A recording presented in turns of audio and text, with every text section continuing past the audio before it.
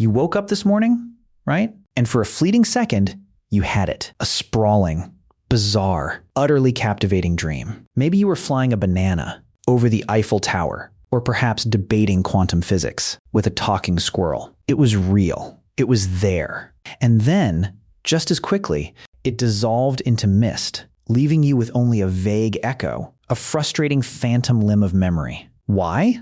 Why does our incredible brain, capable of storing lifetimes of experiences, utterly fail to hold on to the nightly epics it meticulously constructs? You might think it's just bad memory, a simple glitch in the matrix of your mind. But what if I told you that the very act of experiencing your dreams is fundamentally incompatible with the process of remembering them? What if the reason you can't recall your dreams isn't a flaw, but an intentional, deeply shocking design feature of your own consciousness, engineered by millions of years of evolution to protect your sanity? Consider this. You spend roughly 1/3 of your life asleep, and a significant portion of that time, about 2 hours every night, is dedicated to the most intense, vivid, and emotionally charged experiences your brain can generate. That's thousands of hours each year, entire alternate realities unfolding inside your skull, complete with plots, characters, and physics-defying landscapes.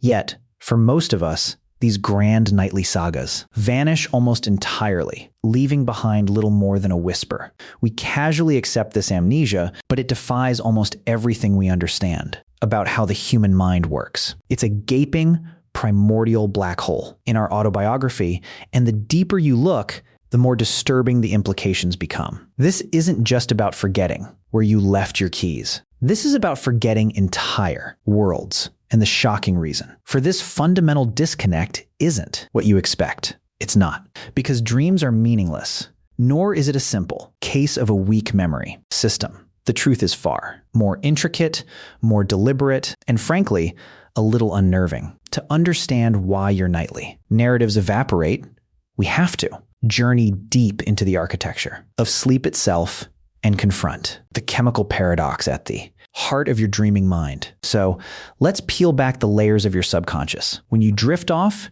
your brain cycles through distinct stages. The most famous, of course, is REM sleep, rapid eye movement. This is the stage where the magic happens, where your brain essentially hallucinates an entire reality.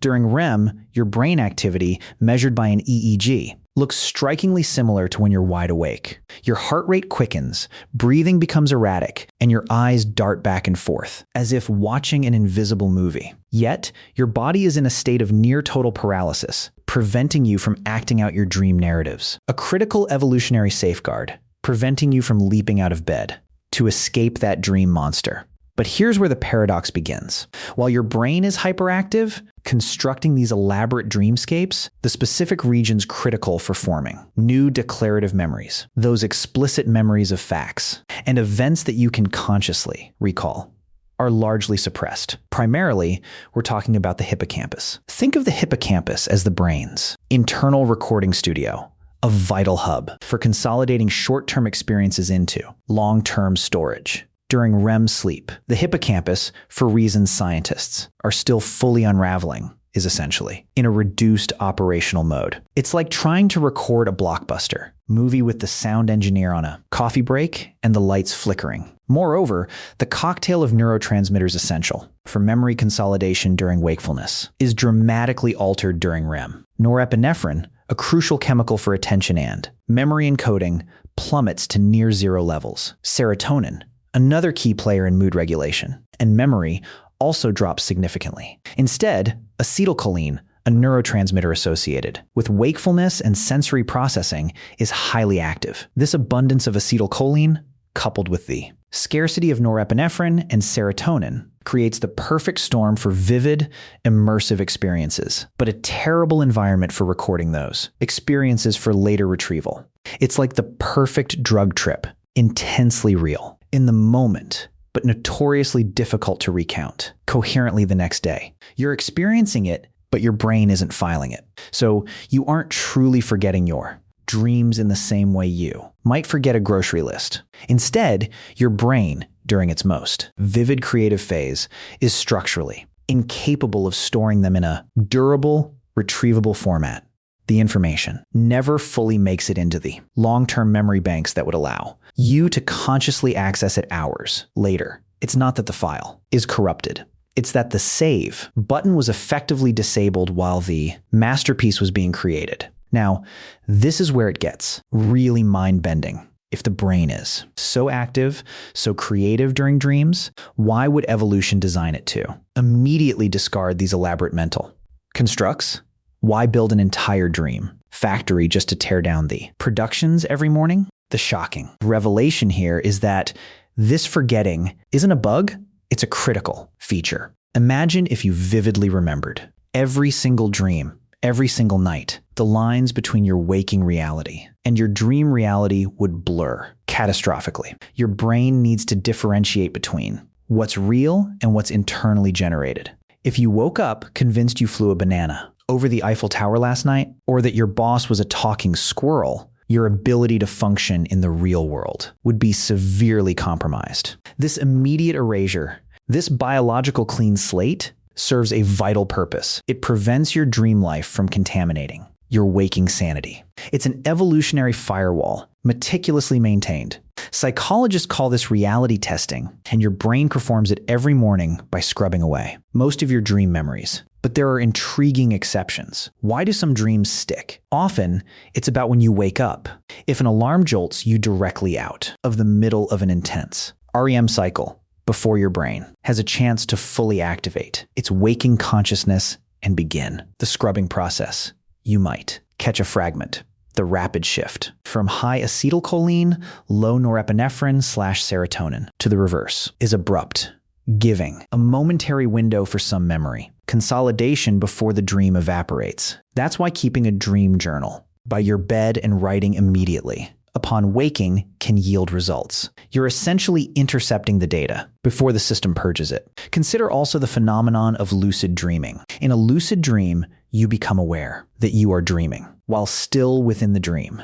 Here, the brain's prefrontal cortex, associated with self-awareness and executive function, shows increased activity. This surge in prefrontal activity, which is typically suppressed during normal REM, allows for a degree of conscious control and, crucially, a significantly higher chance of remembering the dream upon waking. It's as if the save button briefly flickers on. This suggests that the state of consciousness during the dream itself directly influences its retrievability. So, the shocking reason you can't recall your dreams is not a memory deficit, but a complex, adaptive strategy. It's your brain performing a nightly data purge to maintain the integrity of your waking reality. It's an intricate dance of neurochemicals and brain region activity, ensuring that the rich tapestry of your dream life doesn't unravel the carefully constructed narrative of your day. Every morning, you reboot, fresh and ready for the world, largely unburdened by the previous night's fantastical adventures. This fundamental amnesia for our nightly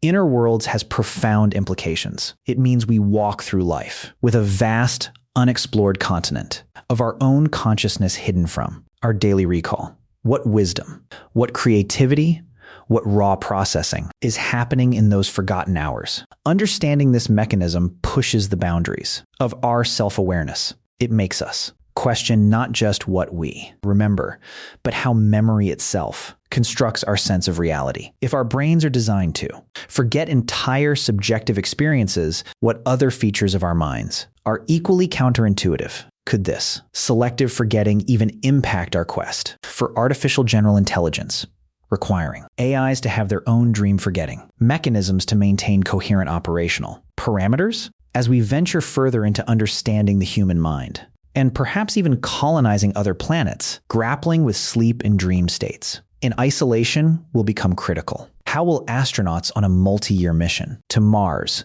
confined and facing extreme psychological pressures, navigate a brain that constantly generates vivid realities it then immediately discards? Do we need to design future habitats that facilitate better dream recall, or perhaps even enhance this protective amnesia? The next time you wake with that familiar frustration of a dream slipping away, remember this: your brain isn't failing you. It's protecting you, diligently ensuring that the boundary between your incredible inner world and the shared reality we all inhabit remains firm. But it leaves us with an inescapable question. How much of who you truly are exists? Only in those fleeting, unrecallable moments, never truly touching the waking self?